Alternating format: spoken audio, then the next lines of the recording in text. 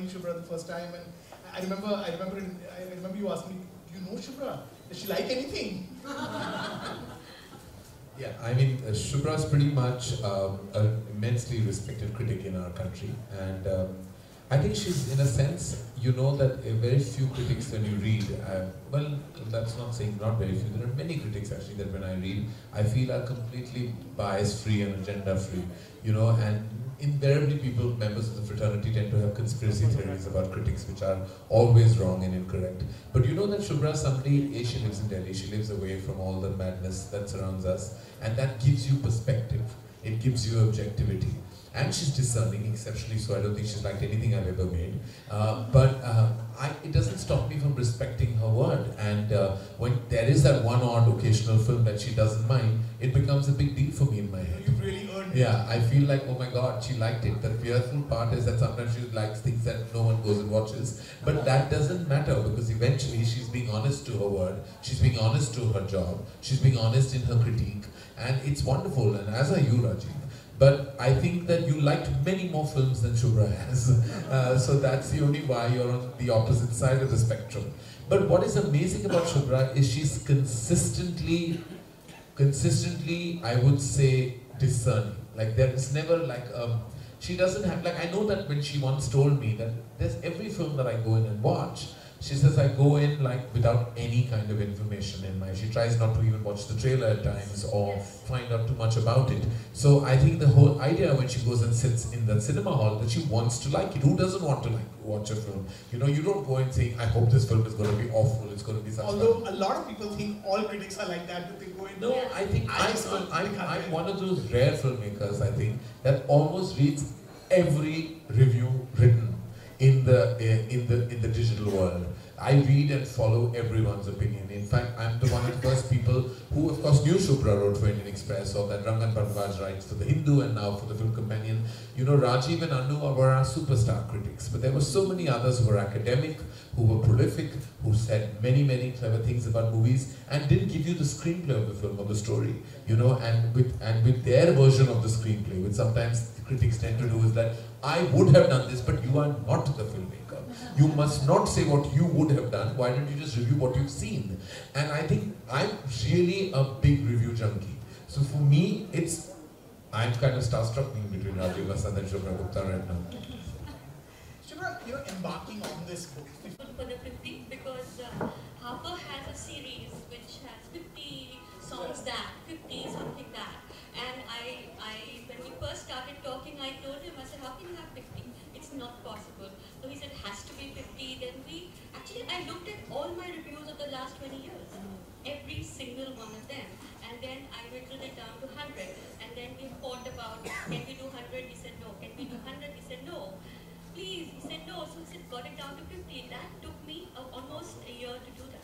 Because I watched every single film, every review, having read every single review, every single film from 1993 onwards, every single one. And then we chose the 50. Yes, and that took a long time to do, and I'm still not very happy about the 50, I have to say. I wish it was 100. So why did you choose to make it 50 then? So then, you tell me about this. Is it Shantanu? Yes. It was your choice to Yes, make it 50? it is his choice, because they have a series, which says. Oh. So it had to. 50 Indian film classics and 50. I think it's exciting. 100, of course, you can include so many things, but for 50, Shubhra has to do something. Yeah, yes, the lot of work that went into and the fun part was that I actually watched every single, I read.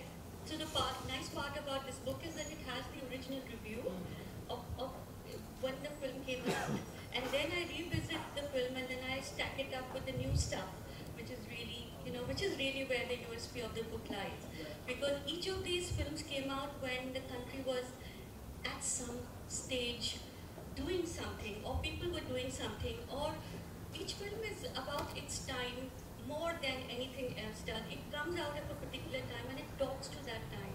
So when you look back, you have perspective. But when I was reviewing Dilwale Dulhania Le Jayenge, for example, there was absolutely no idea in any of our heads that it was going to be the film that it would be. Right. It was in one moldering single screen in Delhi that we all watched it. And we all said, yeah, theek hai, achhi hai, this was fun, that was fun. But did any one of us know that it was going to be the kind of film that would have long I legs? have a question to ask you, Shubhra. Have you seen Dilwale today? How many stars would you have given it? I want to know. Since you sit with not more than 1.5 and 2 on many occasions, I just want to know how many Dilwale. I'm not even going down Kuch Kuch Hota Hai because I'm worried it'll break my heart. So we'll just break Aditya Chopra's heart for now. So you really want to know? I really want to know. So right now, Yeah. can I think about it for a minute? Think about it. We'll get back to you, but I won't forget. Okay. Alright, fine. Karan, there are 2 of your films in the book, actually. I mean, ironically, she has that in common with you, with Kavi Alvida. I think that I'm really happy I'm with the book, Shubhra. Why are these No, films in so your book? I think you, Karan, are one of the big architects of how his 20 years played out. I think your Kuch Kuch Hota Hai, when it came out, was a seminal film in a way that DDLJ wasn't. DDLJ wasn't. It was trying to do something fun. It was fresh. It was youthful.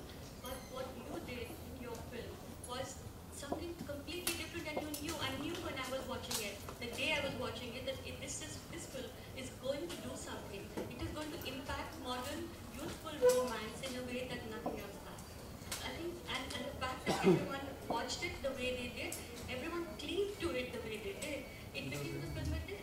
And I think because it takes men and women bonded in holy matrimony, actually looking at other people and wanting to, go the mile, I think it's fabulous. And and the really good stars. You had Shahrukh, you had Rani, you had Kriti Zinta, you had Amitabh Bachchan, doing what he was, he was doing what he was doing, and everyone's like, I was really taken up by the topic, but I wish it was a better film.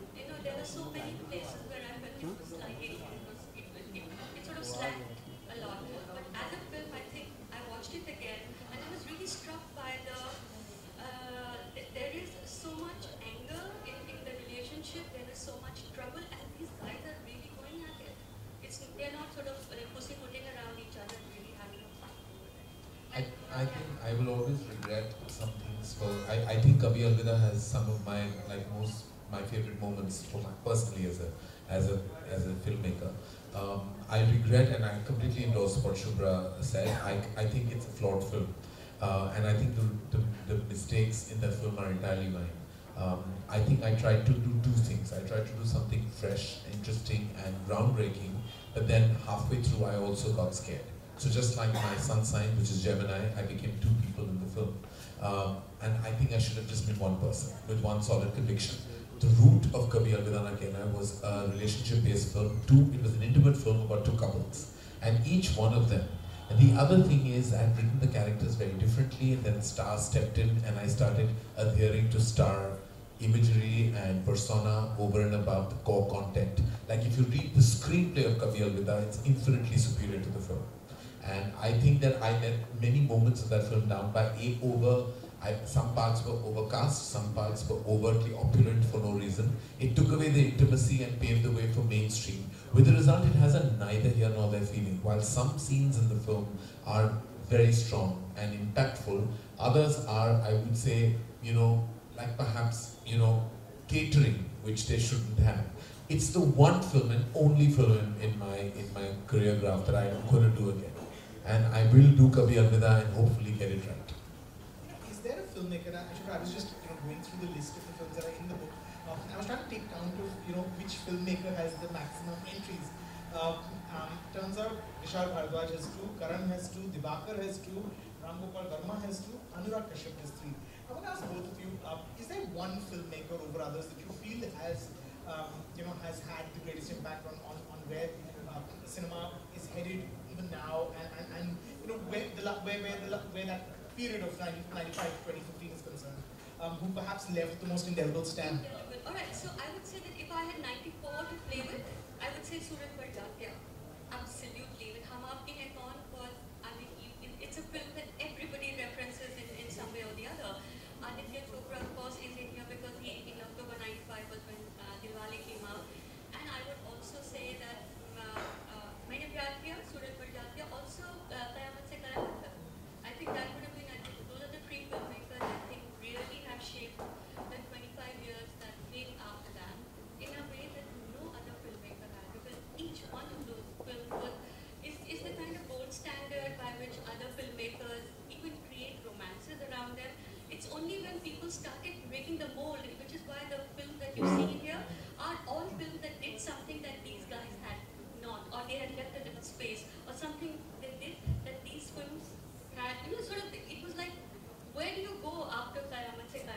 Where do you go after Dilwale? So these are all films that